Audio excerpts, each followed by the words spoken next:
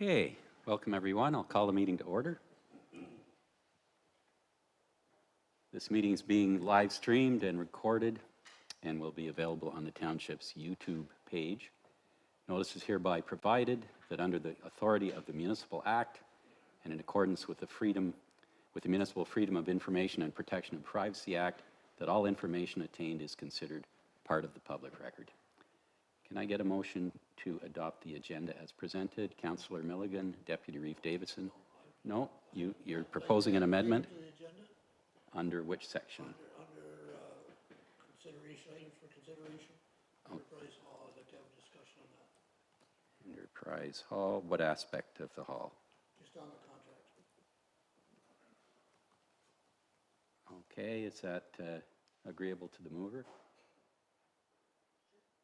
Okay. With that amendment, all in favor? You were seconding? Okay, all in favor? That's carried, thank you.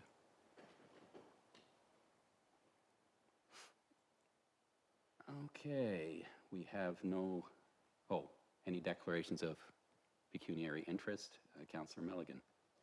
I would like to declare for item 8.3, I'm vice chair of the OPP Detachment Board, so I don't feel I should take part in that discussion. Okay, thank you. Any other declarations of pecuniary interest? None shown. We have no statutory public meeting. We have no one registered for open forum, I'm assuming. So we move on to presentation, 6.1. Pat Finnegan of Upstream Communications, Township of Stone Mills Community Safety and Wellbeing Plan. Mr. Finnegan, the floor is yours. You just press the silver button and that activates the microphone.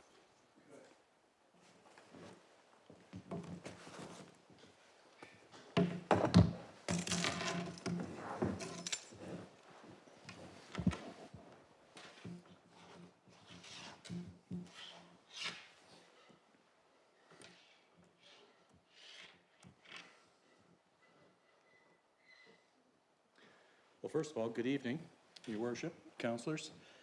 Thank you very much for this opportunity. I'm very familiar with this building. I spent 10 years here as the detachment commander, coming to this very room for Police Services Board meetings, and I can't believe it's 8 years since all of that's passed. So what I'm going to endeavor to do is just provide you with sort of a high-level overview of the Community Safety Wellbeing Plan. Feel free to interrupt me at any point in time, but I will take questions at the end as well. So first of all, I trust that you've all had a chance to look at the digital version. The plan is a digital document. It could be printed out. It's a rather large document. It's created in what is referred to as Adobe PDF, and Adobe PDF Reader is free to anyone in the world, so it's very accessible, and it's also searchable. There is 2 tables of contents. There's a hard copy table of contents that's part of the document itself, so if you printed it out, you'd have a table of contents. There's also a digital version that lots of users wouldn't necessarily know about, because it doesn't always open when you launch. When you click on the file and it opens in Adobe Reader, you have to go over and click a little icon in the top right corner. Looks like a bookmark. In fact, it may say bookmark, and then this electronic table of contents populates down the right-hand side. Maybe it could be left-hand side. And now you have a very extensive table of contents that you can click on, and it'll then take you to any part of that document. So because it's a large document, that part's an important feature for the user. It is just over 90 pages, and when I first created this document, I've created 2 others for 2 other groups in municipalities, and they're similar. I had said that I was not going to create a 90-page document, and in fact I was complimented by a councillor in the Pembroke area. I said, finally someone with some common sense. And then I had to eat my words, because as I got into it, there were parts that I felt I just couldn't leave out, and I kept thinking about sort of 3 different end users, 3 different purposes that the document could be used for, and without including everything, I would be excluding someone. So I've divided it into 3 different user categories. The document isn't just a plan, it's a foundational document that can serve the purpose of educating people on the philosophy, the methodology, and the framework for community safety and well-being. So a newcomer to community safety well-being planning need not seek any other documents. There's enough information there to bring a new person up to speed. They would be of use on an advisory committee or any other subcommittee or doing any sort of community safety planning and well-being work. It requires what I like to say is not just a mindset but a heart set. And one of the examples that I use is, we don't see a lot of it here, but if you go down to Kingston and walk down Princess Street, you won't have to walk very far before you'll encounter someone who is actually living in the street. And if you're someone who walks out of a store and encounters one of those people and your first reaction is, get a job, I've got one, then you're not ready to engage in this type of work. I remember Dr. Kieran Moore, who was the medical officer of health in this area and is now the medical officer of health for Ontario, and he came to a situation table meeting and he brought a slide deck. And it was the first time that I'd heard someone say, 80% of opioid addictions started with a bona fide prescription from a medical doctor for pain management. And so, my mother used to say, there but for the grace of God go I. So I find that it takes a certain amount of education and philosophy and just getting people ready to do this type of work. It's a joint plan featuring 4 separate municipalities. The one thing they all have in common is that they're all policed by the Lennox and Addington OPP, which is in fact how they ended up being joined together in the first place. It was a larger group at one time, which included Loyalist Township and Napanee. For reasons I won't get into here, they decided to break out on their own, and then the remaining 4, the Township of Tyndonega, Addington Highlands Township, Stone Mills Township, and the town of Deserano remained together. However, no municipality is committed going forward. You can break apart at any time. The contents of the plan, however, remain relevant for each municipality regardless of what they decide to do. The plan is risk-focused, and it's the only plan that I've seen that actually uses the risk factors that are set out by the Ministry of the Solicitor General, and they're used in situation tables, and that's something I'm pretty familiar with because I started the situation table here in LNA about 10 years ago, and I've continued to co-chair it ever since. So I do that every Tuesday morning as a volunteer, and Loyalist College grants me the time to do that. So these are a set of risk factors that are prescribed. You don't just make them up and decide, this is a risk factor, let's talk about that. If you find one that you think should be included, it isn't on the list, you write a nice little memo to the ministry and maybe it gets added. So, but this plan actually uses the risk factors, and the risk factors were actually utilized in the lived experience survey.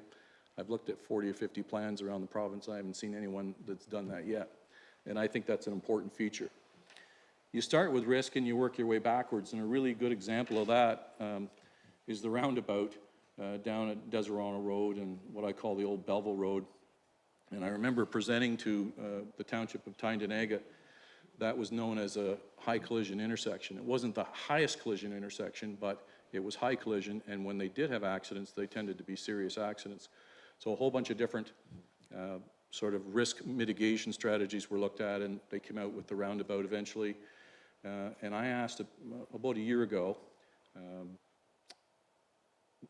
whoever it was at the time at the Napanee detachment, for numbers on that, and the accidents are almost non-existent at this point. So it was a really good, effective prevention strategy. But the point is that you start at where the risk is occurring. You wouldn't just sit back and think about, well, I wonder what kind of risks all drivers in the area are faced with. And so, because there would be too many variables. So you have to start with where the risk is manifesting itself. Oh, we have high collisions here. And that's what we do with community safety well-being planning. You start with risk. Dr.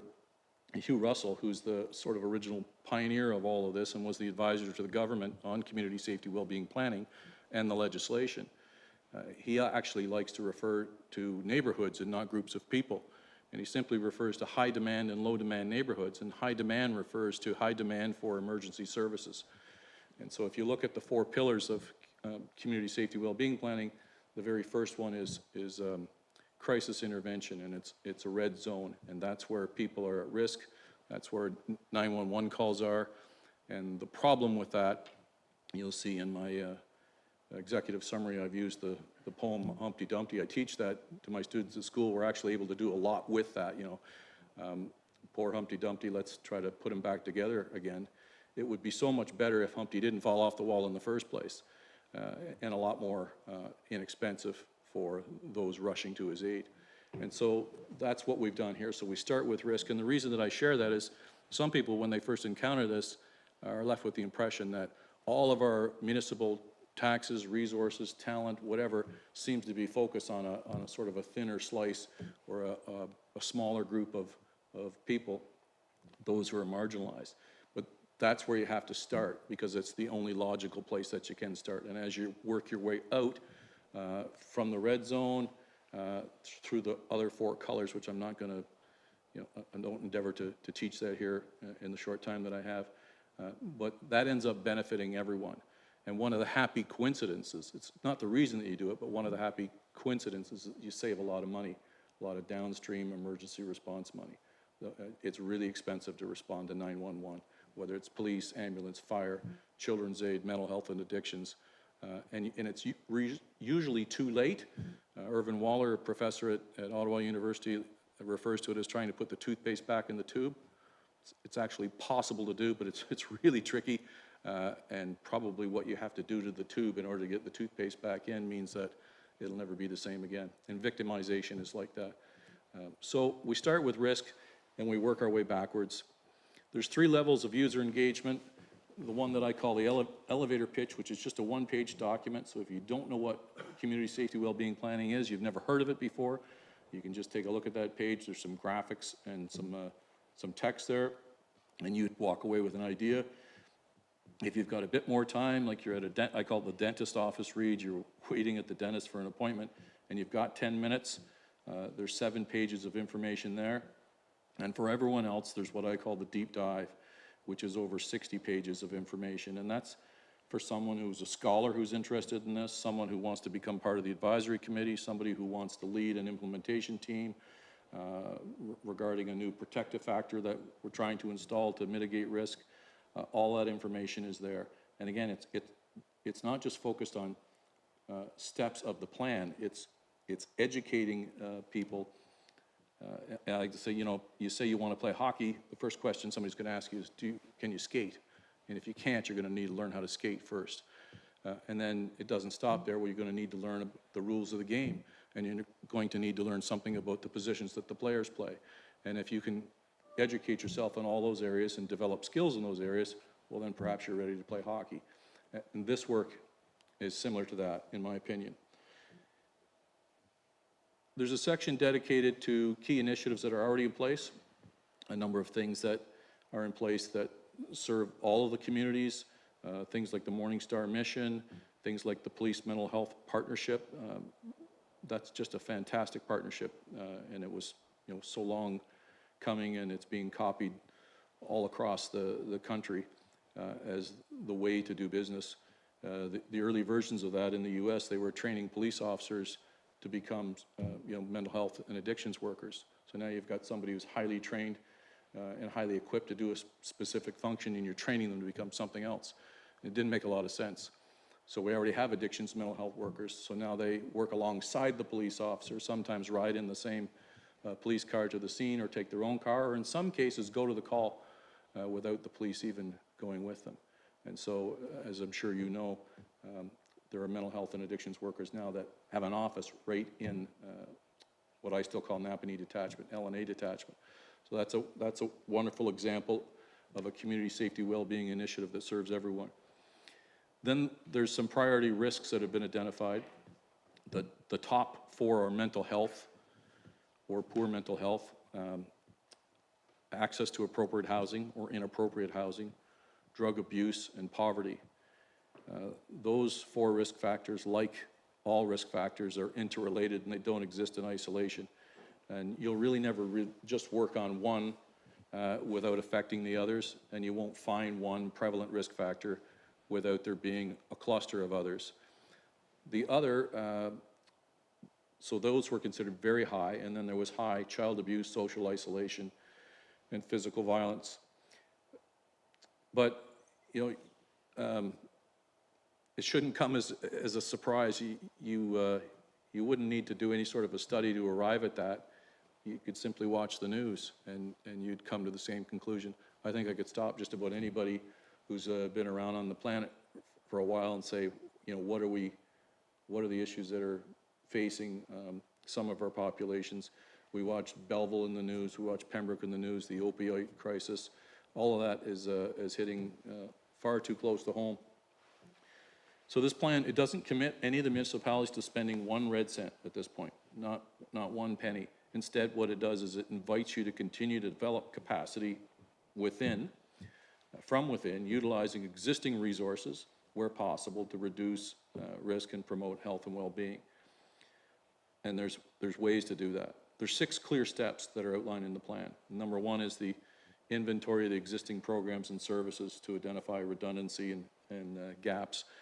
And this came from one of the advisory committees that I was working with in the north. And it was a summer day, it was a Zoom meeting, and they were looking over the plan and looking at the priority risk factors, and this gentleman said, you know, please tell me that before we start anything new, we're actually going to take stock of what's already in place. And I know this to be a valid concern, because when the situation table started, and what it is, it's a group of frontline health, human justice, and emergency service workers that meet once a week, Tuesdays at 10 o'clock, to discuss individuals or families facing multiple risk factors that, if left unchecked, are going to result in a crisis. So in other words, something bad's going to happen, it's going to happen soon. And so what we try to do is, using that predictable path, we try to get ahead of the 911 call. So we're moving upstream and trying to divert the person off this predicted path. And so, I lost my train of thought. Yeah, the inventory and redundancy. So one of the things that we did at our very first few meetings, because we had all of these frontline workers from about 19 different agencies that weren't used to working together. And that's one of the beautiful things that's come from this as well. And they'll tell you, yeah, it's great that we're actually impacting people's lives, but the other really cool thing is now they've got this relationship with people. When I call so-and-so, they take my call, and I don't have to send out a doodle poll and wait 2 weeks to put this many people in the room to discuss a problem.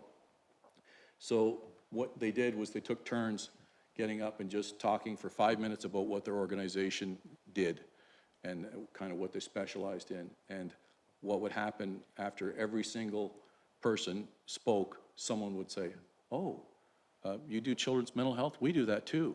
And so you could see this redundancy, this overlap, and this lack of awareness, this lack of interoperability awareness of what each of the sort of siloed groups does or can do. And so the idea then is to do an inventory so we know where we're at. And something like this existed at one time, and it was developed, I think, led by Victim Services. And we're going back 15 years now, and I had one sitting on my desk. It was a printed document about ½ an inch thick of all the different organizations and services in the area. And it was great because nothing like that existed. There was only one problem with it. You know, when I came back to work the next day, it was outdated because something had changed and there was no way to update it because it wasn't an electronic document. So what I'm proposing is that we do the inventory and then assemble that information in something that I'm calling the Lighthouse document. The Lighthouse being sort of a metaphor for True North, this guiding sort of document that we should all come to before we create anything new. So this would be a digital catalog of all existing programs and services. It would have a description of the services offered, the risk factors that are targeted, metrics that identify each organization's effectiveness. You know, 211 should be that place.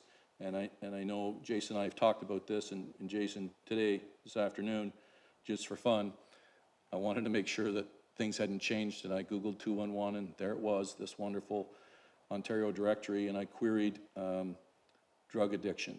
Stone Mills was the geographic area, and then drug addiction. And the closest I could get to any service for Stone Mills was something in Plainfield, then Kingston, then Toronto, than Ottawa. There was absolutely nothing local. And so, you know, the perfect's the enemy of the good. At some point, maybe when the lighthouse document's in place and it's working well, you know, then we could approach 211 and say, hey, is there a way to make this better? Can we, in other words, you know, cast a clearer net around a specific geographic area and confine the search to that area? Right now, it doesn't work. So we need something that will work, and so that's what I'm proposing. And by the way, the two municipalities in Renfrew County are going to be doing exactly the same thing. Then this lighthouse document, when it's completed, doesn't have to be fancy, although if Jason has his way, he's got some ideas about how it could be really, really effective. But again, we'll start out with something that gets the job done and then worry about, you know, something even better. I like to think about when Chrysler finally came out with the two-door minivan, everyone else went, well, of course, why wouldn't there be two doors on a minivan? And then everybody had to do it. But the one-door minivan was just fine for many years. So when that's done, then we take that to the advisory committee and we invite them to go through an exercise that I call Keep, Drop, Create. I didn't invent this. I stole it from Shelley Jameson, who was the secretary of the cabinet years ago. And I went to one of these lunch and learns and she was hosting it. And she said, in order for government to become really effective, and nimble was the word she used, we have to get good at Keep, Drop, Create. And she explained that, you know, it's a simple process of looking at everything that we're doing and deciding what are we doing that we should keep doing, what are we doing that we should stop doing, drop, and what are we not doing that we need to start doing, create. So those would be the gaps. And she said, what's interesting is we're really good at keep, we're really good at create, and we're really bad at drop. In other words, we tend to still cling on to we don't want to give anything up. And she said, think of any office that you've ever been in that said, we're going paperless. They declare that they're paperless and they have all these electronic forms, and then they have all the paper forms still hanging around. And some people are using paper forms for an expense claim, and some people are using digital. So Keep, Drop, Create is a valuable exercise. And when that's done, everyone will have a better sort of awareness of, you know, what the inventory of programs and services looks like, and then where the gaps are. And then you look at where those gaps are, and you compare that to our priority risk factors, and we determine, okay, is there something new we need to create? Do we simply need to take an existing program or service and expand on it? Do we need to get two existing programs or services or organizations to talk to each other better? What we should be doing is making use of what we already have before we go spending precious taxpayers' dollars and inventing something new. Number 4 was identifying community connection champions. This is what I call them. The best example I can give you of someone like this is Elena down in Napanee at Elena's Cafe. And Elena runs a really lovely cafe. If anybody's ever been there, the food's good, the atmosphere's friendly, but Elena doesn't see herself as the owner of a cafe. She acknowledges that she is, but if you talk to her, she'll tell you, I'm a connector of people. And I can't tell you how many people Elena has said, you know who you need to talk to? And she did this with my son, who ended up going to law school in England, because one day Elena said, you need to talk to this Bruce Cowell's son. He went to law school over in England. You should consider that. And she put them together, and they ended up becoming friends. My son did go to law school in England, and he came back and he worked for Cowell & Associates for a couple of years because of Elena, right? So these are people, and they won't all be people that own or run cafes. These will be people with lived experience, but these are people in the community who are connected to others and kind of know what's going on and, you know, who's doing what. And then you can't just bring these people in and say, okay, now you're part of a community, you know, safety team or whatever you want to call it. We've had these before, Community Safety Committee.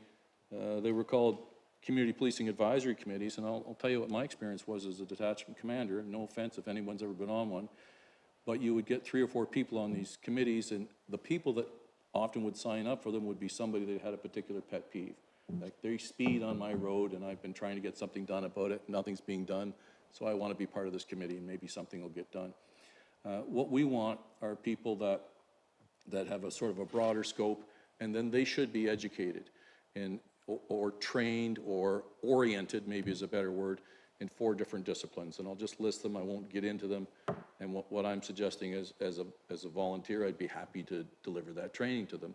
Ontario's mobilization and engagement model of community policing, it's been around for a while now, still poorly understood by a lot of people. The philosophy behind community safety well-being planning, which is what we're talking about tonight, something known as ABCD, which is asset-based community development, based on the work of a gentleman by the name of John McKnight and Cormac Russell out of the States, and Cormac comes from Ireland. Fabulous work that they're doing, looking at communities and focusing on what's strong and not what's wrong, and developing capacity within communities and creating a sense of, you know, the people riding the white horse to come and save you is you, not somebody else. Just tremendous work. So these champions then could form part of your community safety committee. They become the eyes and ears for all things community safety. There's one in existence right now in Addington Highlands. I'm not sure how it's doing. I haven't done any training with them yet, but I'm going to offer that. Last point, number 6, and I've referred to it earlier in my presentation, the situation table. It's been around for 10 years now, and when we put that together, we asked different organizations to send us their best and brightest frontline worker to come and sit at that table and talk about people in the community or families facing acute elevated risk.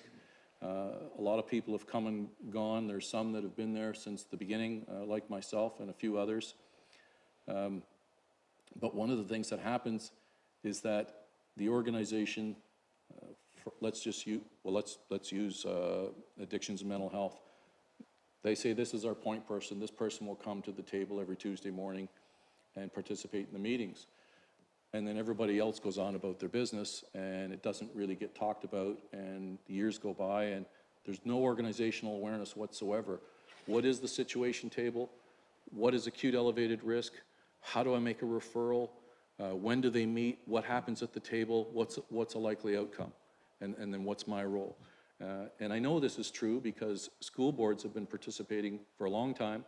My sister, a few years ago, was the assistant to the director of education with the Catholic school board, asked me to come and speak to some principals and some teachers, and this was one of the things that I talked about. They didn't know anything about it, even though they had people attending it and representing their school board. They didn't know anything about it. And there were 3 or 4 of those principals that put their hand up and said, I could tell you where there's one of those situations, somebody who's at risk right now that should be referred to your table. So we need, it's just like first aid training. If you don't repeat it every year, every couple of years, it just gets forgotten. And so I think that's really critical. You know, I think those 4 things that I've just described, I think members of municipal councils should have some awareness, you know, and I'd be happy to speak, not during a council meeting because there's always such limited time, but you know, if all of you were in a room in 90 minutes, I could brief you on each one of those philosophies and give you a working knowledge so that you'd have that as you approach this type of work. So in conclusion, I just want to say that I was very impressed, Your Worship, with your comments and the support from council. Your comments were bang on. You're kind of echoing what I'm saying. You don't want to reinvent the wheel. You want to use the existing resources and improve communication and collaboration. We should be doing the best that we can do with what we have before we go trying to create something new. So I look forward to working with your municipality as a volunteer if that's something that you'd like. And now I'll open it up to any questions that you might have. Thanks very much, Pat. It was a very thorough and interesting presentation. Does anyone have any questions or comments for Mr. Finnegan? I do, and it's regarding the Lighthouse document, which I guess we're sort of on the verge, assuming Yes. this is passed. So just to be clear, who's going to do that? When should it be ready to go, and how's it going to be done? Well, we can start it now. I've just been playing around with a few different formats, and so until we come up with something better, I think we should just start with something simple like Google Sheets or a Google Doc and build a template within it. When that's done, I said I would send that to Jason to take a look at to see if he had any additional thoughts. And then Brian Brooks has offered, he's got people that work for him, he said they can spend time on it and start populating it and reaching out to the various organizations, et cetera. there's different sort of versions of it out there. I don't think it would take very long, you know, and I certainly, this week is a bad week for me, for personal reasons, for work, and I have 3 of these council meetings, but, you know, following that, I'm prepared to start on that now. We just didn't want to get going until I knew that there was going to be some sort of adoption of the plan as it is, and I don't think it'll take very long to create.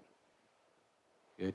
I assume that part of the resource would be LA County Social Services, and like the county doesn't sort of figure into the community aspect of it because it's sort of above or separate from, but certainly there's a pile of resources there. Yes, absolutely. And I mean, what's interesting and challenging at the same time is you've got Deserano and Tynaniga Township that are now part of Hastings County. And so the only thing that they really had in common besides some general demographics was the fact that they're policed by the LNA OPP detachment, and that was agreed to way back when, and whether it was a good decision or bad decision remains to be seen. But I think it's worthwhile, you know, going forward, say for the next 12 months and just see how things go. And as I said, at any point in time, if, you know, Deserano said, you know what, we simply want to go out on our own and have our own plan, done. This is the foundation of the house. And so it's the most important part. It's the part that, you know, you're going to come back to. If we were 6 years from now and you had a new person who said, I want to be part of your community safety and well-being advisory committee, and I've never sat on anything like this before, is there anything I should know? Yeah, here's 90 pages of something that you should take a look at and become familiar with. So it's not going to be dated. Again, it's a foundational document that I think will serve you for years to come. And it leaves the door open to go in any direction that you want to go. Thank you. Yes, Councillor McDonald. Hi, thank you. This is a great document. I guess the question would be around the funding of something like this. Asking a lot of agencies to work and be on committees. These are people that are doing just extra work. They're trying to help you off the corner of their desk type thing. Or is provincial or federal government getting involved? And any thoughts on how that's going to look? Yeah, your question's a good one. I'm going to take you way back in time, but I'll be brief because I'm conscious of the time. But I was at a facilitated meeting at the Strathcona Paper Center, and everyone was trying to come up with new ideas that would improve life in this area. And I had this idea of the situation table. It's not my idea. It comes from Glasgow, Scotland, and then was brought to Canada by the Prince Albert Police and chief of the police by the name of Dale McPhee, and then I just kind of copied their homework. In any event, I had this idea on the wall, and so the facilitator was going around, and every single one of them was going to require new money. And they got to mine, and they said, what's this going to cost? And I said, the gas money to get across town to the meeting. These are existing people, already employed, their salaries are already being paid. We're just asking them to work in a way that's different than how they've always worked. We're asking them to come together once a week for a meeting, to set aside half an hour. Now we're doing it by Zoom because of COVID, and so we're not even spending the gas money. And so what happens at that meeting, if there's nothing new to report, the meeting's over in 10 minutes.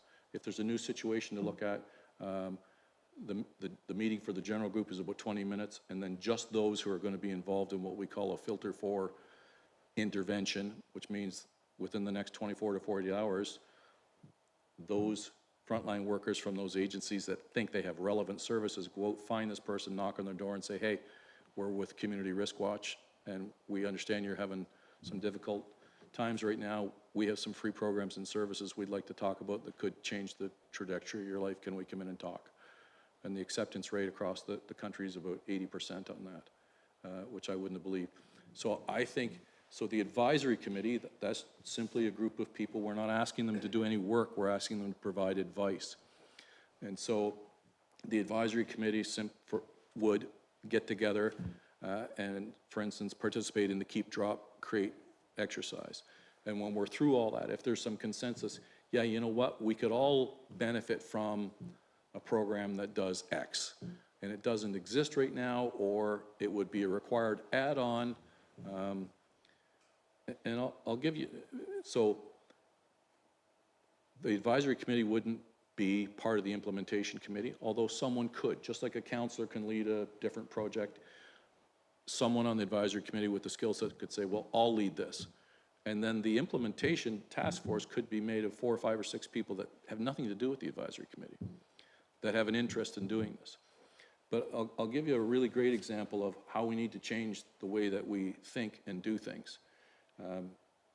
There's a gentleman at Queen's University, was at a course that I was on, his name is Peter Jensen. He says, what's in the way is the way. What's in the way is the way we always do things.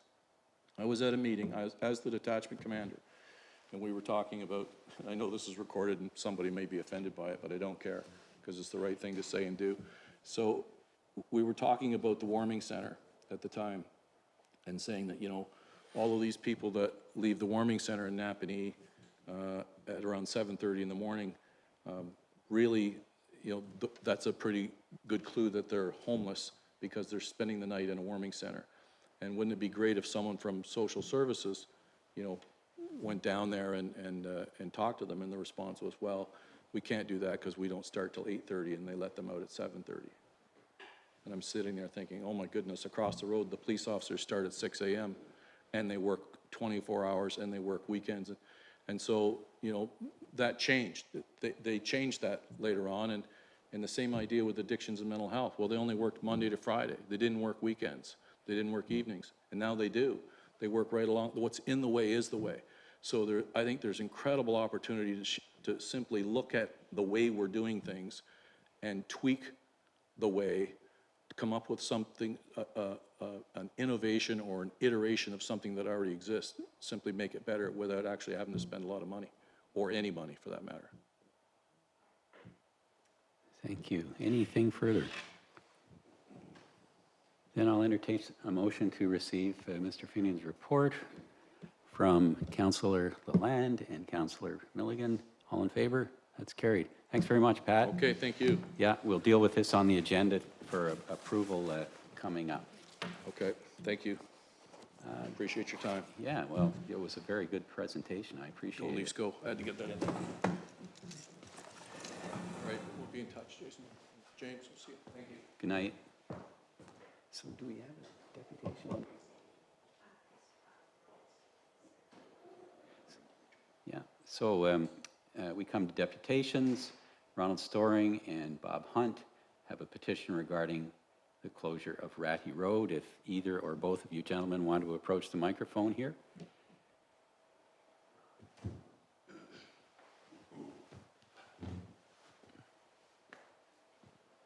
So the microphone's still on, Ron. When you're ready, the floor is yours.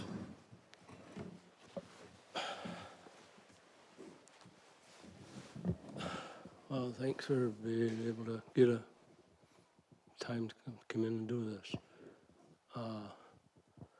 I can't do all the speaking. I got a sore throat, and I asked Rodney Hughes to speak for me. So Fine, he's welcome to he's come right up. here. Yeah, sure. Could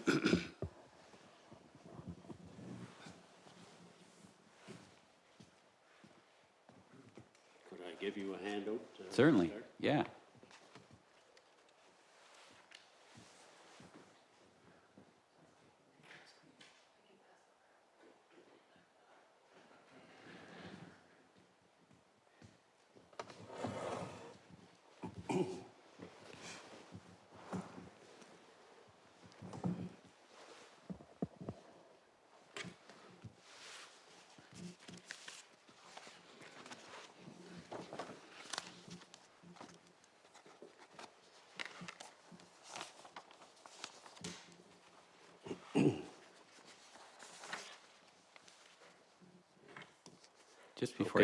Just before I get started, Rodney, excuse me, I neglected to mention at the start that Councillor Fenwick sends his regrets and that Councillor Woodcock is joining us online.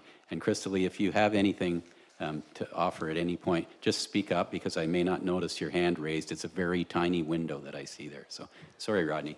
Go ahead. Good.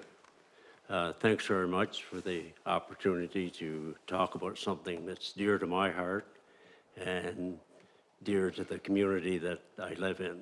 Just to give you a little bit of background, with the issue that's come up has to do with Ratty Road, which formerly known as Percy Side Road, or some side other name way back. And it's been in existence since probably 1570, somewhere between 1574 and 1577. I personally, the first time that I went down Percy Side Road was when I was 6 years old. That was 76 years ago. And I've been down Percy Side Road or Ratty Road many times, most years, and now I use it frequently. So let's look at the petition that you were given. The petition, it represents the names of many farmers and individuals that use Ratty Road as it was originally intended. And then the need that they would like addressed is that the road be repaired and returned back to a road that can be used reliably. How many know where the Ratty Road is? I wouldn't expect everybody to, but everyone does? That's good. Have you visited Ratty Road to see what we're talking about in terms of the damage? Because that's something that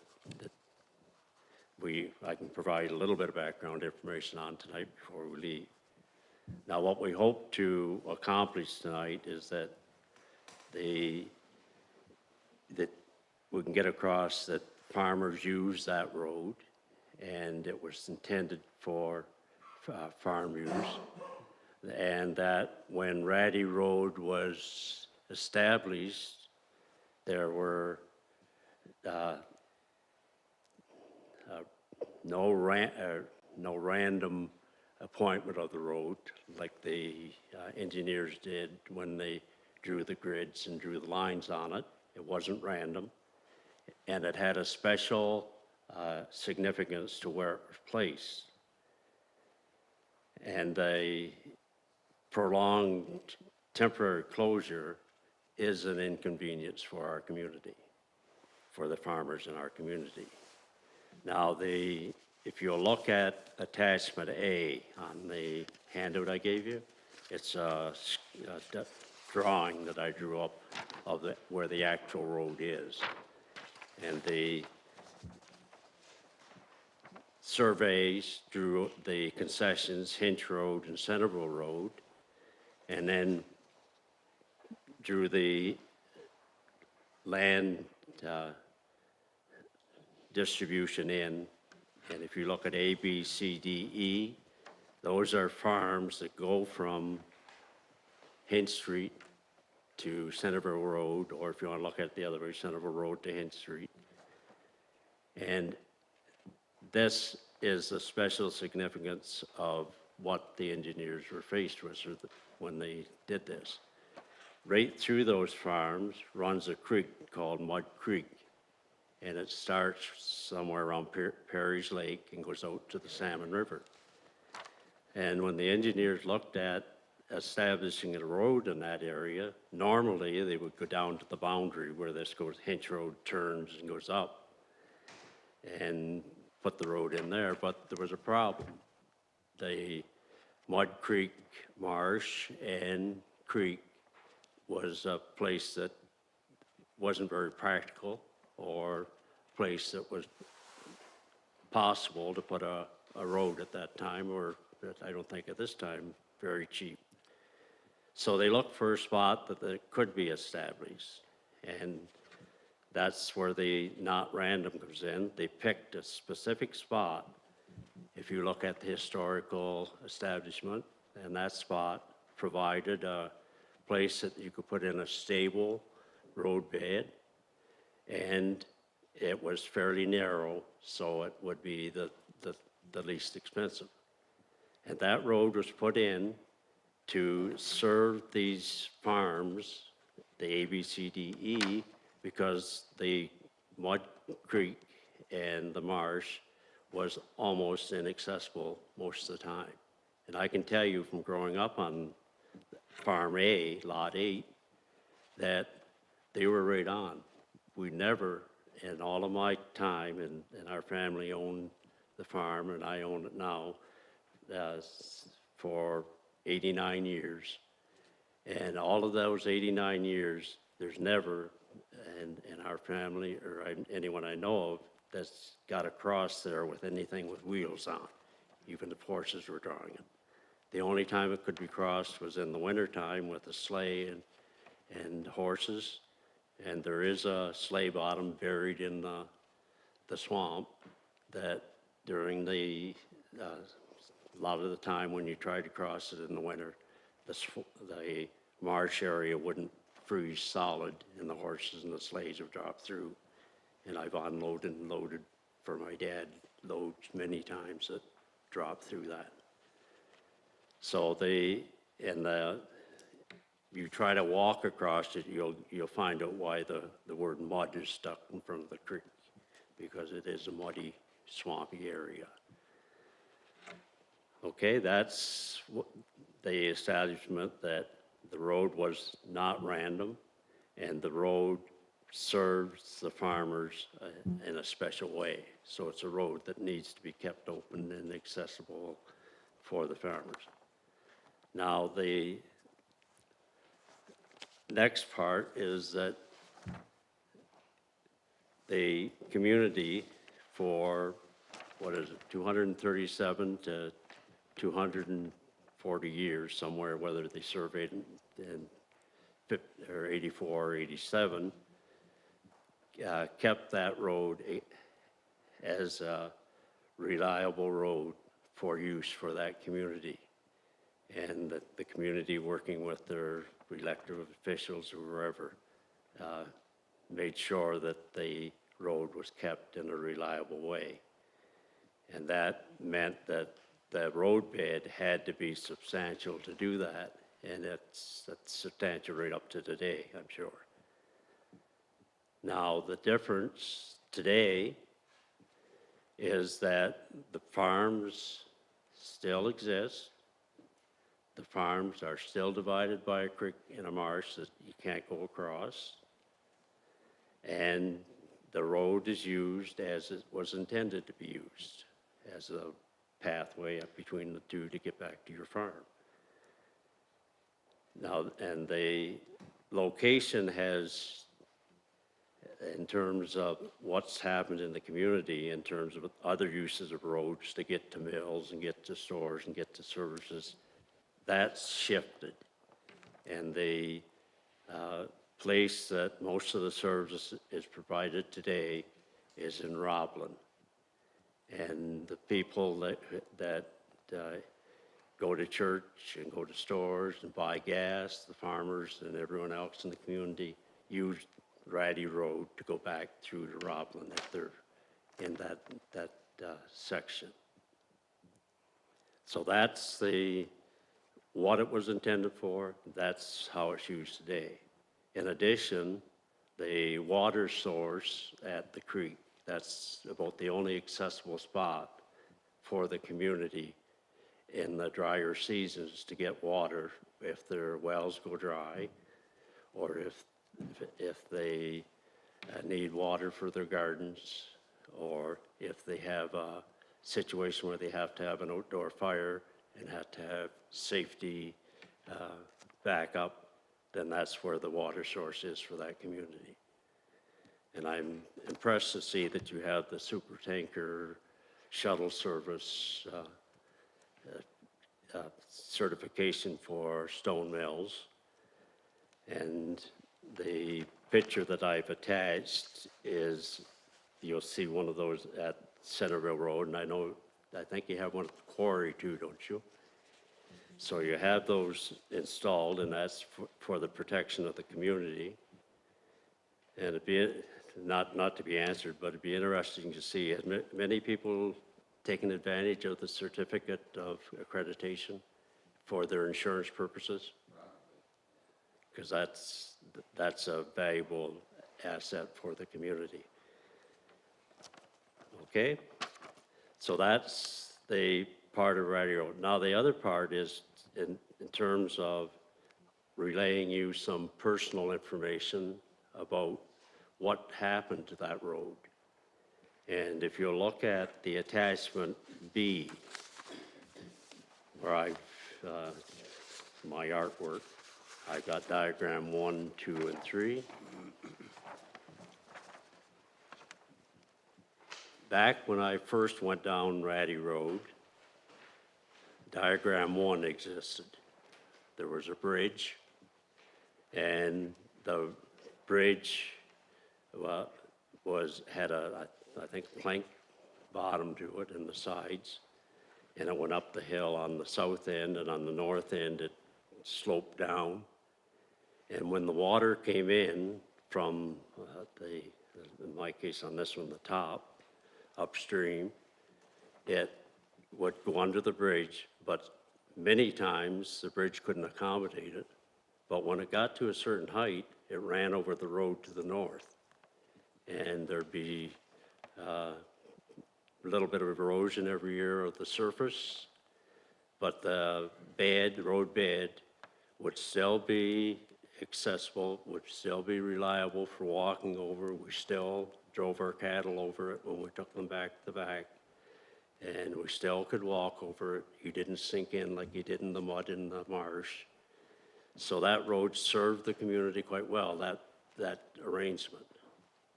And then someone damaged the bridge, and the bridge had to be removed, and it was replaced with culverts, double culverts. And it was set up in the same manner, with the higher at the culverts, and then lower at the north, and up the hill on the south.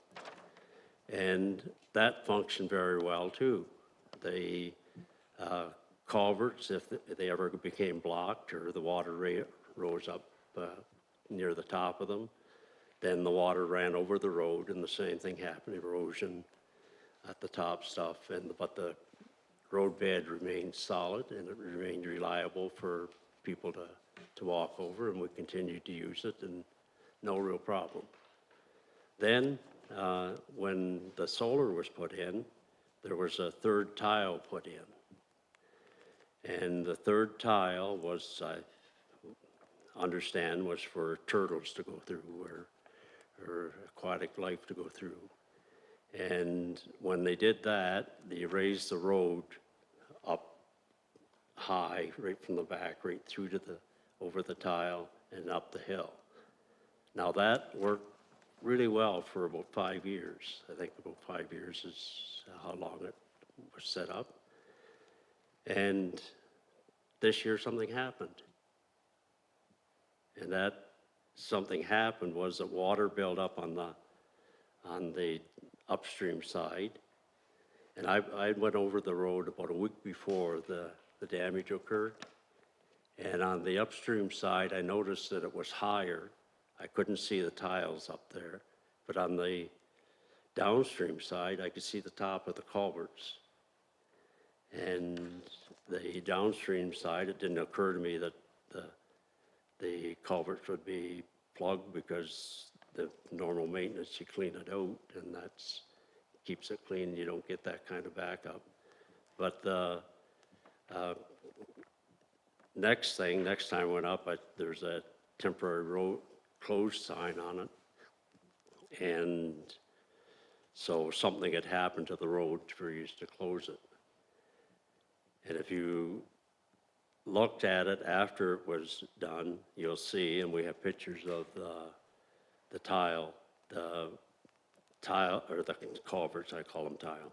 The culverts, you'll see that the culverts were partially to almost completely blocked with, and what did it? Was it beavers? Was it rapid release of water someplace that drove marsh material into it? Or what was it? And that's the kind of information I think you need to know to say what's happened to the to the road that this kind of damage would take place. But I'm sure that if you check, that roadbed is still as reliable as it ever was. The material that washed away is the kind of loose gravel or small gravel that you put on top that couldn't stand the pressure of the road acting as a dam instead of a place for the water to pass through. So we're saying that we need that road. Things haven't changed that much.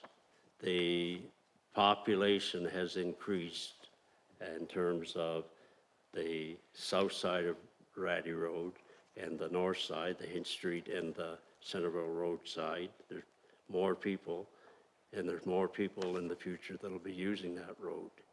So it's a very important road for the community, and we would urge that you look at maintaining it for almost 240 years.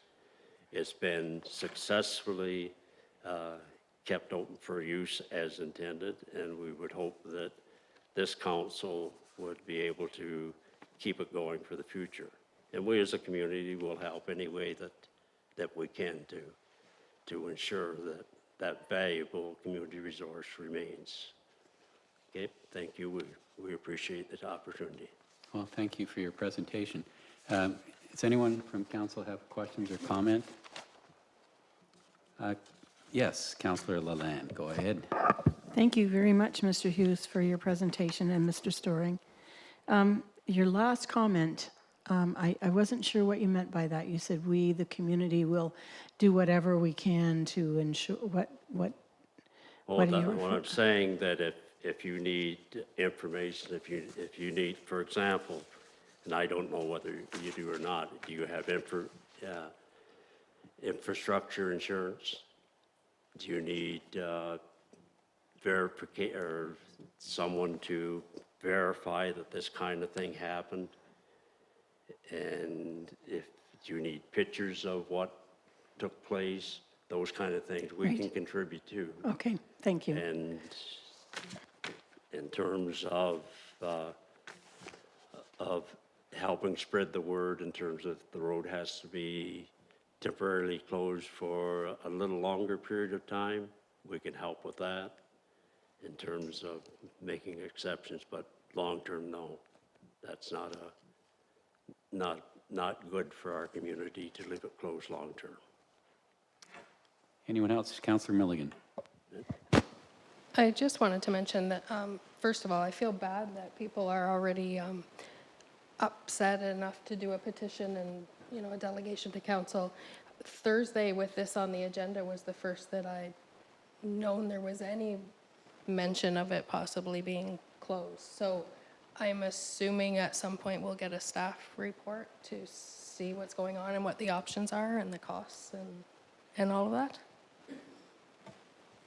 Yes, that's true. There's been no discussion at council about closing the road other than temporarily until it's fixed. So we could regard your petition as preemptive from that standpoint. And perhaps I could ask Jeff Thompson what his observations are about the road and what he's considering going forward for that location. Thank you, Reeve-Wise. Yeah, I met with Mr. Storing and Mr. Hunt, about 2 or 3 weeks ago, and advised them to, if they wanted to come to council and do a delegation, go ahead. There won't be any reports. There is a forthcoming report, but it won't be for another month or so until they get all the information back from engineers, and we can't touch anything until after July 1st anyway, because of the turtle crossing and nesting. So that's why we haven't been in a real hurry to do any repairs. But we're working with Quinte Conservation and MNRF and of course Blue Earth, the solar company that has the turtle crossing and excursion fencing up. They have a requirement through MOE, I believe, or MECP, to maintain that turtle crossing, maintain that fencing. So, yeah, there's going to be a significant cost, so that that'll all be in the report forthcoming.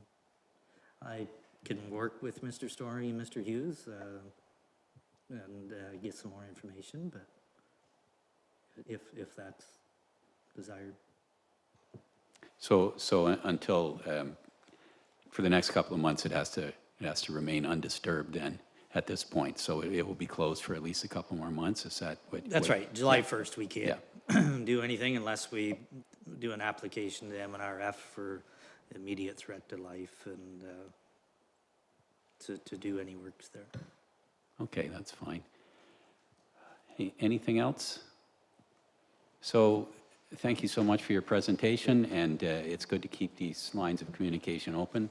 So you know the situation right now, and council's well aware of it. So as long as everybody keeps in touch, I think probably we'll have a satisfactory resolution to this. I certainly hope we will. Good. Thanks very much, Thank you. gentlemen. Thank you. Could I get a motion to receive that delegation?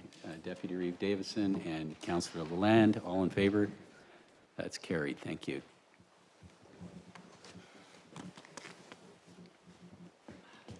Section 8, items for consideration. This would be 8.1 is the Community Safety and Wellbeing Plan that we heard a presentation on from Patrick Finnegan earlier. The recommendation that Council formally adopts the Community Safety and Wellbeing Plan as presented, and that Council authorizes staff to post the approved plan on the Township's website and submit it to the Ministry of the Solicitor General as required by legislation. Can I get that on the floor with a motion, please? Councillor Milligan and Councillor Lalande. Mr. White. Thank you, and through you, Rewise. Yeah, this is a legislative requirement that we have a community safety well-being plan in place. So this is completing that basic requirement. As mentioned during the presentation, there are some follow-up steps to be looked at and evaluated. At this time, there's no specific recommendations on how to follow through on those next steps. There are follow-up meetings that will be required between the 4 municipalities who have participated into the plan at this point. The observation of some of the boundaries around some of the services that are naturally common to some of the townships and not others is part of the discussion that needs to happen around how to manage something like the proposed lighthouse document and then the proposed advisory committee structure. Those need to be evaluated, and a recommendation will be coming forward at a future date outside of this initial recommendation to meet our obligations to have a plan on the books. Any comments or questions? Yes. Doug. Okay, yeah, finally found the button. Just a question, I wasn't quite sure. Are we talking about individual townships each having a safety plan or one safety plan for the 4? Through you, Rewise, the plan is a common document between the 4 townships that participated up until this point. But the way some of the follow-up work may require either kind of separating on different lines or addressing them specifically for each of the communities. So the advisory committee, for example, may or may not include all 4 of the municipalities that are part of this original document. It could be divided under other lines, and it could be in collaboration with other municipalities that already have their own plan. That wouldn't, we're not pre-excluded or pre-determined which structure at this point makes sense. But our plan is similar to or it's the same plan for those 4 municipalities. Anyone else? Yes, Councillor McDonald.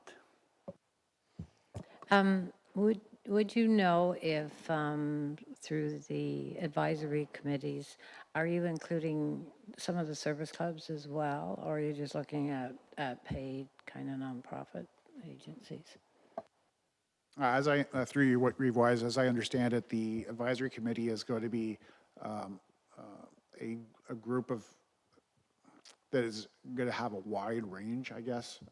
The one area that the presenter had talked about is somebody, including people that has lived experiences. So it's not necessarily those who are involved in the delivery of services, but those who are familiar with the community and have a different perspective than, say, the professionals that are employed or deeply involved with established organizations. So that advisory committee structure is still not yet finalized.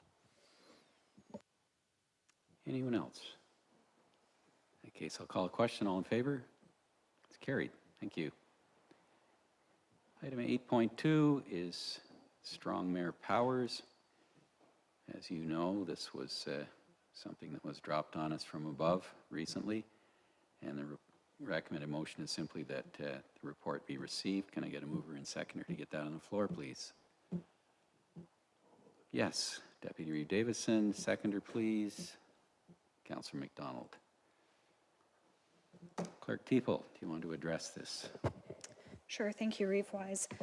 Through you, so as council members are aware, the province released information on April 9th regarding extending strong mayor powers to 169 additional municipalities. This was first rolled out to the City of Toronto and Ottawa, and then it was further extended to additional municipalities. I believe there was 44, and these were typically municipalities that were growing municipalities bigger than us, and they were to do a housing pledge in order to receive those strong mayor powers. With this extension, council does not need to do any sort of pledge to the Ontario government. It was simply granted to council compositions 6 or more.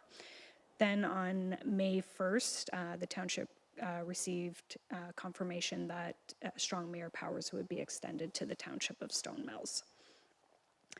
So the report is meant to just be a high-level overview of strong mayor powers. It does not include information on how strong mayor powers will be implemented or the legislative components for exercising strong mayor powers. This is very new for many municipalities, especially small rural municipalities like ourselves. And staff will be reviewing and collaborating with municipal colleagues to determine best practices and what this will look like for the township of Stone Mills. Future report will outline processes and timeline requirements for the use of strong mayor powers, and staff will be bringing a report back with updated policy applicable to strong mayor powers, such as procedure bylaw, staff council relationship policies, etc. And then we'll be working with the Reeve to determine next steps. So if there's any questions, happy to try and answer. Any questions or comments on this report? Councillor Lalonde. It's a little challenging to have this discussion based on the fact that when we go down to the consent agenda, there are numerous townships who have written letters. How do they word it? Like wanting to opt out, I guess, is the best choice of words for most of them. So I don't know, can we have a good discussion here under this agenda item, but also be bringing in those concepts that these other townships have expressed? Or is it too, it really is too late, essentially, correct? Well, that's kind of the crux of it. I've got no interest personally in being a strong mayor. I'd like to be a strong person, but I don't want to be a strong mayor. So I guess really what Wenda's asking is the fundamental question here is, are we legally obliged to maintain these powers, even if we as a council decide that we don't want to make use of them? In other words, will the next council, will the Reeve want to assume those strong mayor powers regardless of what council says? What are the implications? So through you, Reeve-wise, the legislation is kind of vague and does not provide wording or an area for municipalities to opt out. So what I've been seeing is that while your mayor may not want to exercise strong mayor powers, the township doesn't have the authority to opt out of them. So some municipalities, because the legislation is so vague, they, after each council meeting, they require their mayor to send a written notice that they approve all bylaws, including the confirmatory bylaw.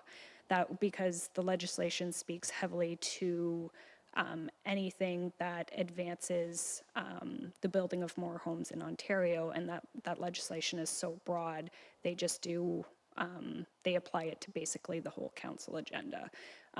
So they'll typically request that their mayor send in writing that they approve all bylaws passed, just to make sure that they're in compliance with the legislation. So you cannot opt out of them, but the mayor does not have to practice. For example, with the budget, that is now on their responsibility. However, if they don't do the budget, then that falls to council. Anyone else? Yes, Deputy Reeve Davis. Yeah. Linda asked a good question, and I think at the time we can endorse those comments when we get to them, those resolutions. But I'm going back a little bit in history. I believe that we objected at the time to strong mayor's policy here as a township. We also objected as a county on it too. So I don't know if we can object again or not, whether it make any good or any sense or not, but I know at least that we could support the resolutions that object to it, and I would recommend that we do that when we get to that point in the thing. Yes, go ahead, Wynne. So, I mean, I'm a little, you use the word vague, which is absolutely perfect for this description of what we're talking about. If we as a council make it a formal decision that we don't support it, Doug has suggested that we've already had this discussion, could we build it right into our procedural bylaw? Through you, Reeve-Wise, I'm not sure of what the implications would be of that if you're simply including that in your procedure bylaw, that it is legislation passed by the province to municipalities, and there is no, nothing that I've seen where you can formally opt out by putting it in policies. So I'm not sure what that would look like.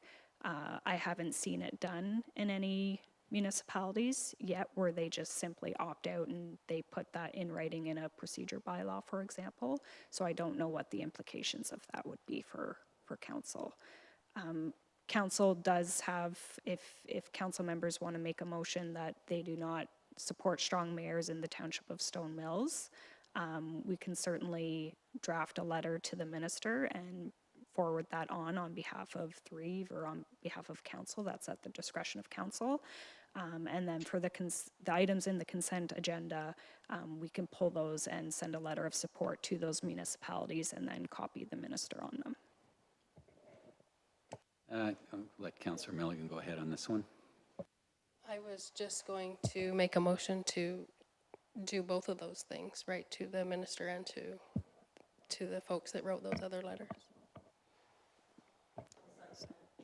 Through you, Reeve-Wise, we have a motion on the floor to receive for information. So if there wants to be a friendly amendment, if it's accepted by the Deputy Reeve, because he was the mover, to direct staff to work with the Reeve, if that's suitable, expressing concerns about strong mayors, we can include that as an amendment. Is that fine with you, Doug? Suitable with me, as long as I would include in that a letter, a discussion with MMNH to see if there is a possibility of opting out. Right, let's get that clear. Yeah. Yes, go ahead, Jason. Oh, Krista Lee, did you have a comment or question? Yeah. Well, I was going to say, yeah, what Sherry said, I was going to put this motion on the floor. So, yes, of course, this strong mayor problem is something I'm not in support of, and I think many around the horseshoe would agree that it's kind of undermining our fundamental democracy, and there has been very little public consultation to make such a massive change the way that our municipal governance works. We already know that people are suffering from a lack of trust in our democratic institutions, and I think this will further erode that trust. And while I trust you, Reeve Wise, and your ability to make decisions, the fact is kind of policies like this will continue on into the future. And I think as Brandy was touching on, like the provincial legislation will trump whatever we could possibly try to do. I also dislike that, as we know, every time we come to the table, we might have our own ideas about how we think something might go. But we approach things with an open mind. We hear from our fellow councillors, and we evolve our thinking in time. And part of this erosion in the trust of our democratic institutions will be that no matter what kind of thoughtfulness or open-mindedness we engage in these discussions, nonetheless, a single individual could override that entire process, and that is just not something that is healthy for, again, democracy. So I would just, yeah, further support what Sherry's suggesting. Thank you. Anything further? Through you, Revise, if I can just read the motion that I've typed up, so that the report entitled Strong Mayor Powers be received for information, and that staff be directed to work with the REEF to develop a letter to the ministry expressing concerns with strong mayor powers, and further that staff consult with Ministry of Municipal Affairs and Housing to inquire about opting out of strong mayor powers. Does that capture the intent of the motion, both of you? Okay, that's great. I'll call a question, then all in favor? That's carried, thank you. And I would just add thoughts that are occurring to me about the implications of all this. If, in fact, the ministry says, no, that's now part of provincial policy, that's part of how municipalities have to work, then that has to be an issue for anyone running for this position in any future election, and it will be up to other candidates to make sure that at any all candidates meeting or in any publication that you get the position on this issue of anyone running for Reeve, because I'm sure that will have an influence on whether they're elected or not. And it's hard to imagine someone running for the position on the platform of, I want to be a strong Reeve in Stone Mills Township, but you never know. 8.3 is the April 24th, 25 OPP Detachment Board meeting, and Councillor Milligan, this is the one you declared your conflict on. The recommendation is that Council receive this report on the OPP Detachment Board meeting. Follow-up items for information, and the Council adopts the following motion made by the Board. The Council approve the annual remuneration rate and mileage for attendance at meetings for each Council rep to be $400 annual plus mileage to be paid by the municipality they represent. And the Council approve the same remuneration rate and mileage be paid by the municipality in which they reside. And thirdly, that annual remuneration rate for mileage and mileage for attendance for meetings for a member appointed by the minister be $400 and so on. So it's the same rate for all three classes of participants in that board. Can I get a motion to put that on the floor, please? From Councillors Lalande and McDonald. Clerk Teeple, did you want to say anything further to the report? Nothing further to add to the report, Reeve-wise. Just to note that this was all incorporated into the 2025 budget. So in essence, it's already in there. Approved. It's just the making it more formalized. Right. Any discussion or questions? Yes, Councillor. I just questioned this as regards to the number of meetings, and Sherry informed me that the number of meetings is 4 a year, okay, which actually makes this correspond with our Committee of Adjustment policy of remuneration also. So it's compatible. Yeah, it's consistent. Yep. Yeah. Anyone else? All in favor? Carried. Thank you. 8.4 is joint contracts with the County of Lennox and Addington.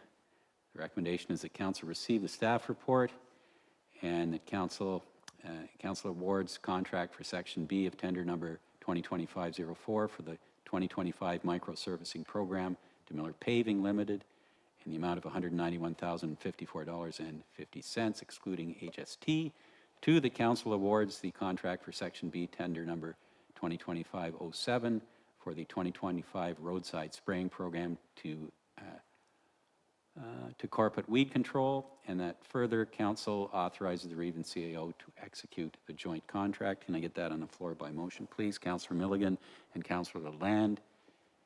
And This will be Manager of Public Works Thompson. Did you wish to add anything to your report, Jeff?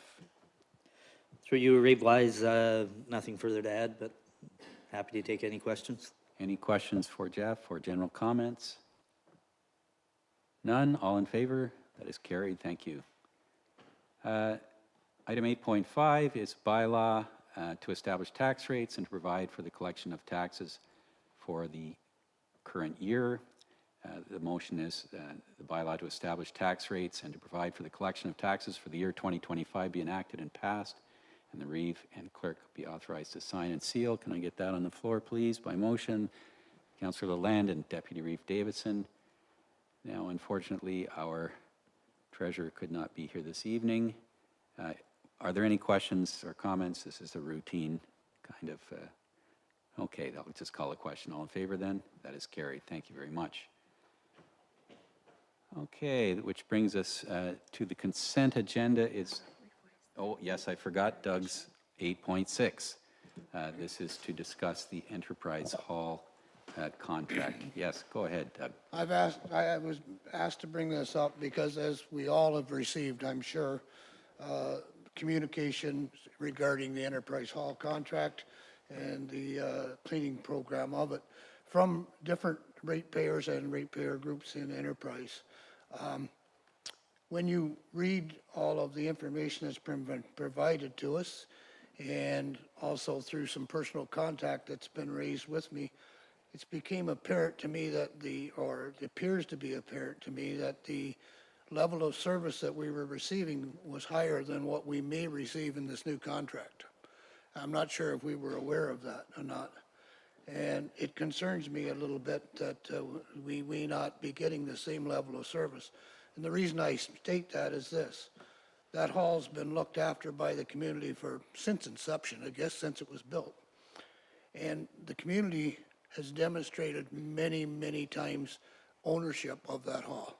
When I say ownership, they go above and beyond just simply cleaning the floors or whatever. And the community is feeling that they've been done a disservice by losing the ability for the volunteers, the local people, to do that. And I'm just wondering what the other people feel, because I'm beginning to feel the same way, that maybe that hall should have been exempted, to be quite honest with you. So I'd just like to hear what anybody else has to say. I'm happy to Go chime ahead, in here. Councillor Woodcock. Sorry. Yeah, I just said it because I knew that you said you could hear me better. I'm in alignment with Doug. Partly, as it was in the first presentation tonight, we talked about ABCD, asset-based community development. I recently went to the Teeny Tiny Summit, and there was a man, Peter Kenyon, there who specializes in small rural economic development. And the biggest takeaway I had from that was that, the best assets that we have in community are the people. And when I think of the relationship that some of the people in our community have to that hall, and what that connection and relationship means, and what that means to the stewardship and the care that they provide to that facility, I think it is something that we should re-examine and reevaluate the value of it, which I think is something that there would be no comparative to the kind of service and care that we get. And so I'm with Doug in reassessing that as a change. So. Thank you. Anyone else? Councillor McDonald. Yes, I totally agree. And if the nice thing I would like to see is all the halls have the community take care of it, because I have used those halls, and you usually have to go in the day before and do a fair bit of cleaning before you start using it. And they're, unfortunately, but the community, I know, can take care of their hall, and I know they're very proud of it. I mean, the letters explained it. So I have no problem making that hall exempt, and it would be nice to see the other halls go the same way. It really would. Councillor Milligan. Although I totally agree that the volunteers did an amazing job over the years, I'm wondering, where does that leave us, since it was already a motion of council to, what about the company are we reaching a contract with them? And how would that work? Should this be a staff report to look into whether we can even get out of that contract, if that's even a possibility. How would we even do such a thing? Anyone else? So my thoughts on it are, it seems that there's no doubt that that volunteers went above and beyond, but they weren't all volunteers. There's a paid position here, and because we're an open, we're not going to be referring to individuals. My question would be, in concordance with what Councillor Milligan has said, we do have an existing contract which we agreed on based on a staff report that Jake Detler presented us with earlier. What is to stop us from continuing with the cleaning contract and asking the dedicated volunteers of the community to arrange with us to do the above and beyond things that they've been doing? Can we not have a win-win here?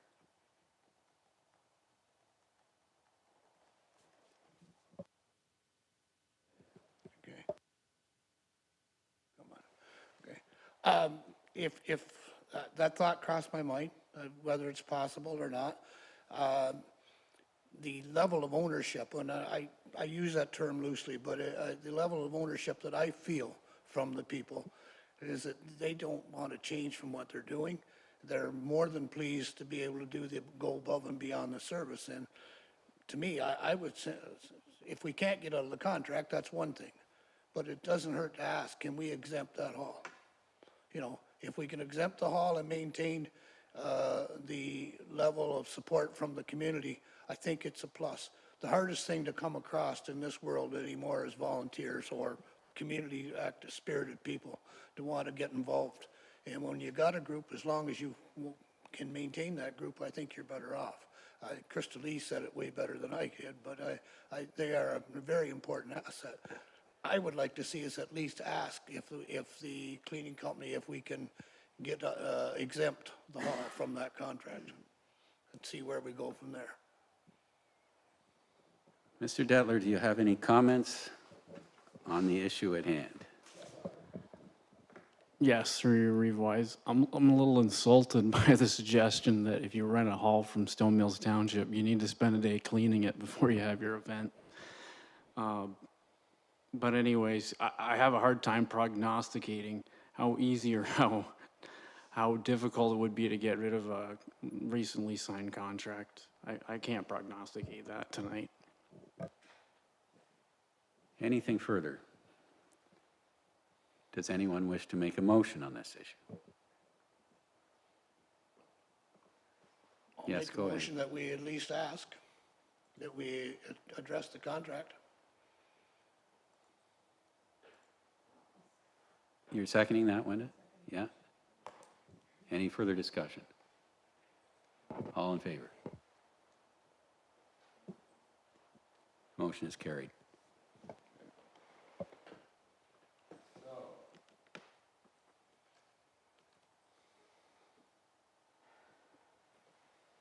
We come to the consent agenda.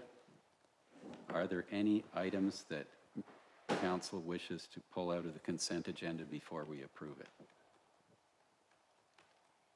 There was mention made of the various oppositions to the strong mayor powers. Did anyone want to pull any of those or all of them? Yeah. Yes, Krista Lee. Yeah. Yeah. So based on the earlier discussion, I wrote that we pull the strong mayor powers letters, as well as the one about Yarker 9.5, Yarker Riverside Park. I'd like to discuss that too. Yes, I'd like to pull that as I well. would too. Yeah. Anything else that anyone wants to pull? In that case, could I get a mover and seconder to approve the balance of the consent agenda? Councillor Milligan, Councillor Woodcock, all in favor? That's carried. So let's deal with the various resolutions objecting to the strong mayor powers. Does anyone just want to make a blanket blanket motion that we support those? Councillor Milligan, Deputy Reeve Davison, any further discussion? Is that it? Oh yeah, in support. I just want to bring out one quote from one of them that I thought was interesting from the Town of Perry Sound, Jamie McIver, Mayor. So just a quote. Our public expects a democratic process, given the overwhelming use of executive orders by the current U.S. president and multiple respected analysts' concerns about the U.S. slipping into authoritarianism. Our country and its democratic institutions should be safeguarding these democratic principles that provide accountability to the public and not undermining them. So just thought that was really concise. I just want to draw attention to that. Thank you. Any other comments on the motion? We managed to get Donald Trump into the meeting. Great. All in favor? That's carried. Thank you.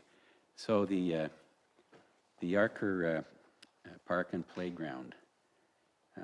Let's get that up here. That's 9.5, proposed upgrades to Yarker Riverside Park. The motion is that council accept the report entitled Proposed Upgrades to Yarker Riverside Park for information purposes. Can I get that on the floor by motion then? Councillor Woodcock, Councillor McDonald. Mr. Detler, did you want to elaborate at all on your report?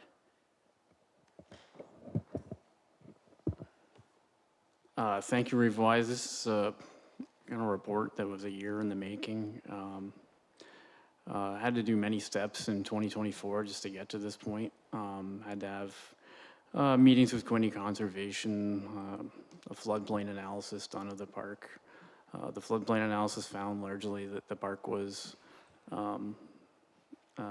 all affected by floodplain, and had to be the three scenarios in front of you tonight were things that were scenarios largely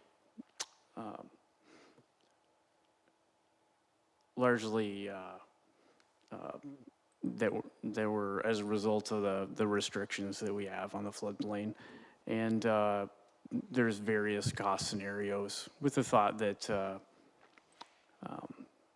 that you could kind of pick and pick this the three scenarios. One's three different financial, one over budget, one within budget, and one less than the budget of $200,000 in the 2025 approved budget. Yeah, Jason Sanson. Thanks, Jake, and through you, Reeve-Wise, just to very quickly to elaborate slightly.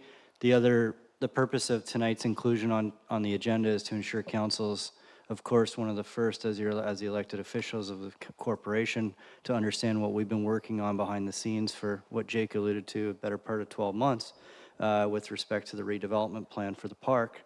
But it's also really to tip our hat in the sense that we are envisioning a comprehensive public outreach and public consultation process, similar to what I think many of the councillors around the table will recall was done with the Parkette in Camden East. We're envisioning in the month of May holding a public open house on site. So we're hoping that the weather cooperates, of course, at the time of the year, as opposed to simply relying on communications via survey or attendance at a meeting like this. We think, of course, there's going to be more realization in the field and giving everybody on site, including our landscaped architect who's assisting with this process, in understanding what may be the desires of the community when we're actually in the field. So really the purpose of tonight's information report is to get these concepts out publicly, initiating with you as council, but ensure that this is the first step in the process of a public consultation process, and not to make any decisions before we have had better input from members of the community, because of course at this juncture that's not been completed. Thank you. Thank you. Any comments or questions at this stage? Yes, Deputy Reeve Davis. Yeah, I need to comment on this, and I hope nobody takes offense to my comments, but they come from the heart and they come from knowledge. That property was originally owned by my family, and it was sold approximately 60 years ago to the township. Now, when my family owned that, there was a house and a barn on it, which never flooded. But there was low areas on the property that did flood. Okay? When the township took it over, they put 4 feet of fill in. And in fact, if you went there today and take a look, you'll see that the river level is at least 4 feet below the level of the park. Okay? If you look across the river at the other side, of the south side of the river, you will see that the river is almost in flood in most locations. Right now, the low level of the river is the other. I know from experience from both be sitting on the Napanee Region Conservation Authority and my years here, that floodplain mapping is not always accurate. It doesn't always take into consideration elevations. So I questioned that seriously, as the last 60 years that the township has owned that park, to my knowledge, it has never flooded. And I don't believe it ever will because the land is so high compared to the surrounding land around it. Okay? On top of that, we're talking about a park here versus a playground. What the community, to my knowledge, wants is a playground. And in the 3 examples, there's no playground or very little amount of playground unless you call it climbing on stumps and that. So I don't think it meets the needs of the community, and I think you'll find that loud and clear when you go to a public meeting. So I'm just making these statements to make it clear how I feel about it at this time and see where it goes from here. Anyone else? Yeah, that's certainly something that will have to be established, and I think it mentions somewhere in the report, if I'm not mistaken, I'm just quickly trying to find it, but I can't, that one of the actions, I think, Jake, would be to have levels properly assessed, either by the Conservation Authority or someone hired by the township. Is that not correct? Yeah, through revise, a surveyor already did the floodplain mapping and found it was all floodplain. The It's all entire within the park. one in 100 The years entire zone. park. I Yeah. mean, I know Doug is right about everything he said, but that was, I mean, professionals did the survey, so, I mean, maybe their elevations, you know, the 1 in 100 are beyond what Doug has ever seen in his 6-year lifetime. But Thanks, Jake. And further, given climate change and disaster potential, at some point, flooding could be even worse. That's why we've got a big concern about Third Depot Lake Dam overtopping and washing out, in which case we could have some serious flood damage. But all that will have to be part of the consideration. As far as playground structures go, when Quinte Conservation is doing approvals, maybe Jason, you could comment on this. Would structures like that be considered a flood hazard, like the same as a building, or would, you know, a set of monkey bars, for example, since it really doesn't raise the flood level, would that be considered as something that would be acceptable in a floodplain, or is that too refined and nuanced a question to throw at you? Through you, Reeve, you're asking very good questions. That's a question we're gonna have to work on when we get through this process, through obviously community desires, and we implement through an updated plan, because we expect these to be starting points, and I can appreciate Deputy Reeve Davidson's comments as a starting point for the community, as opposed to going with a blank page and saying, what would you like? So when we get to, hopefully we have 15 kids in the park that day who want to say, we want monkey bars and we want these, and we'll find that out through the iterative process with Quinte Conservation. Thank you. Any further questions or comments on this report? I believe we have a motion on the floor to receive. Oh. Sorry, go ahead, Krista Lee. Oh, I just wanted to say that I love that there is a diversity of concepts. I like the renaturalization along the river, and I especially like the opportunity for the public to give input. I think this is a great opportunity. I think I mentioned this exact park as a potential to like bring people into conversations, not just about the park, but again, as soon as we get people engaged on one thing, we might get them engaged on other things. And so I really love that this is forward thinking and open to the public, and I definitely going to try and get as many people out as possible so we can hear from people. So I just think great work, and I'm glad that it's moving forward. Thank you. Yes, Councillor Lalonde. So you've mentioned that you would like to, can I talk to Jake? That Jake would like to seek grant opportunities. how do you feel about that? Do you think there's some good opportunities out there? Yes, sir, revise, in regards to grants, Council of the Land, I've actually applied. I've wanted to do something with this park for many years, and I've applied to several, grant opportunities with this park over the years, and both of them were denied, so. Anyways, I think, my opinion is that 200,000 in a budget probably should get you something. And probably, I mean, it would be nice to have a grant every time we spent dollars that we're just contributing to a grant fund, but I just haven't been successful at this park in my tenure here. Thank you, Jake. Anyone else? Okay, we have a motion to receive on the floor. All in favor? All in favor? That is carried. Thank you. Get back to my list here. Okay, that was all the items we pulled from the consent agenda. So, moving on down to, goodness, there were a lot of resolutions here. Okay, notice of motion or direct motion. We had one from Councillor Fenwick, who is not here this evening. Would he have to present it? Yes. Okay, that'll be deferred. And then there's one that I just wanted to bring for discussion. When the county was doing the road expansion at the Camden East intersection and extending further, unfortunately, a number of very nice trees had to be removed. There was no way around that. And Jeff Sloan was particularly attached to one of the oak trees there.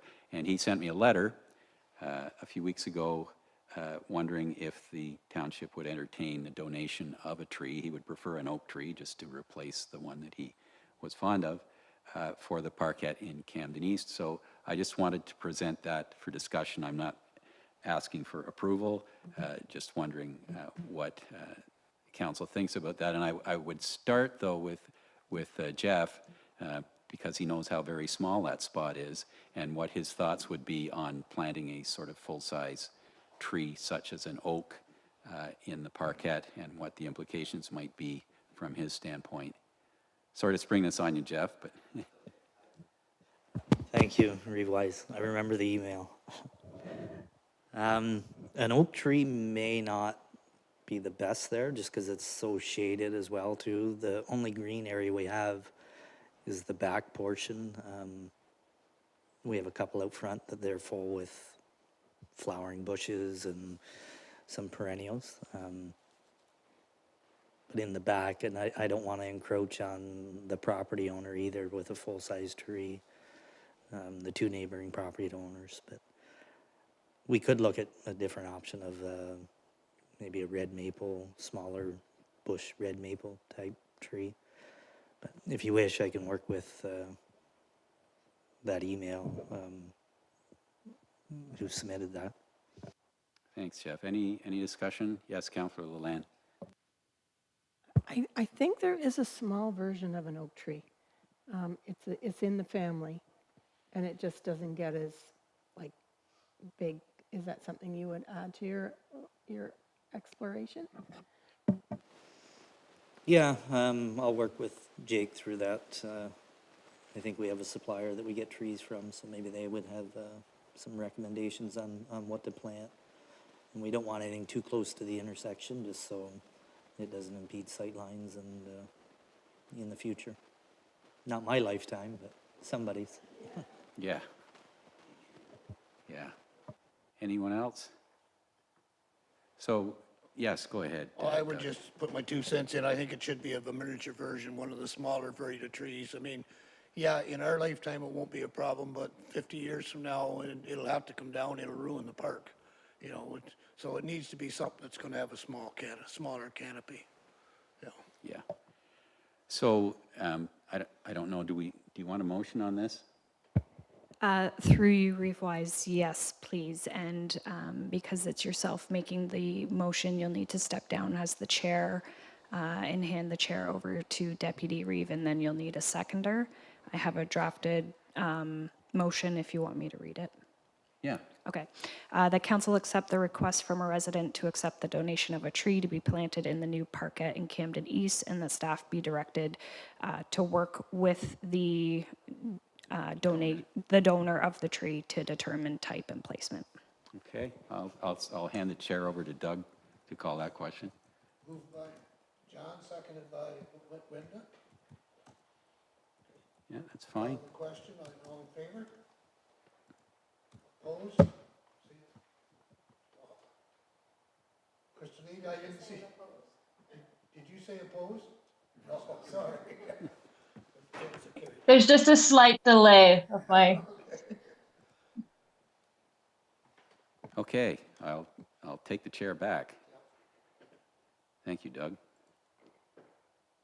So that brings us to 11.3. Does anyone have a notice of motion for an upcoming meeting on any topic that they wish brought forward? Does anyone have a direct motion, something that is urgent and they wish to address this evening? No? Councillor Land? I think it's direct, maybe. Counselor, it's regarding meetings being canceled and missing, maybe, as we have possibly an important deadline for submission or whatever. I tend to agree with certain people around this table that possibly we want to look at that, about canceling meetings because the agenda is small, or, I mean, we've had 10-minute meetings here in this council table, so I don't really have a problem with coming to the table. If there is even one important item that we feel that we should be discussing, or that maybe we're not even aware how important it is till we sit down and actually discuss it, I would like to hear what council has to say about meetings being canceled. Would this be something that we would have to address this evening? No. Then I would suggest that it would come under notice of motion, that you wish to have this discussed. Perhaps have the clerk draft a discussion report about the implications, about the reasons for canceling a meeting, and so on and so forth. Would that be agreeable? Okay. Would you make that as a motion then? That Exactly what he said. is there a seconder for that motion then? So through you, Reeve-Wise, if this is a notice of motion, we don't need require a a seconder. seconder. It'll That's be right. placed on the next council agenda. Right. However, for purposes of minutes, could I please have clarity on what the notice of motion is? So is it that council discuss amending, or that, so cancellation of meetings is under the procedure bylaw. So if there's no time sensitive items, or there's no items for the agenda, the Reeve can cancel the meeting in consultation with clerk and CAO. So it would be an amendment to your procedure bylaw if you wanted that to be a full council decision. But then you would have to hold a meeting in order to cancel the upcoming agenda to make that decision. So we can still talk about it, just so everyone's clear on, yeah, I think it's a good idea. Yeah.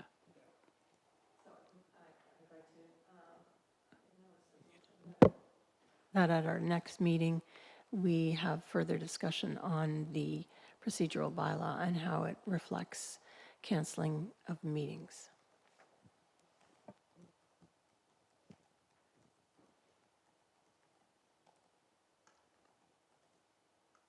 Okay, very good, thank you.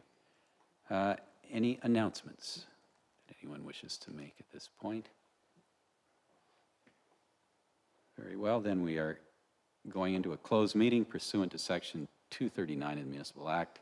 The reason for the closed meeting is that council is discussing a personal matter about an identified individual, including municipal employees. Could I have a mover and seconder to go into closed session, please. Councillor Milligan, Deputy Reeve Davison. All in favor? That's carried. And we'll take a short break ahead of that.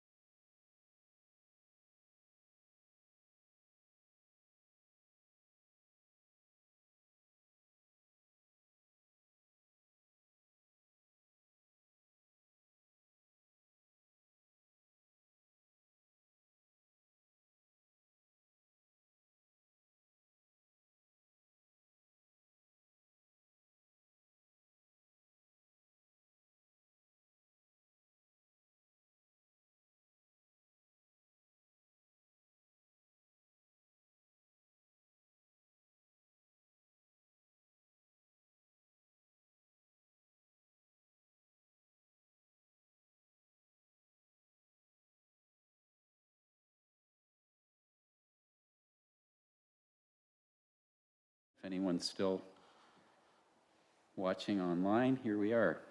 So we had our closed session meeting, and there was no direction given in that closed session, so there's nothing to report at this point. So I need a mover and seconder for our confirmation bylaw.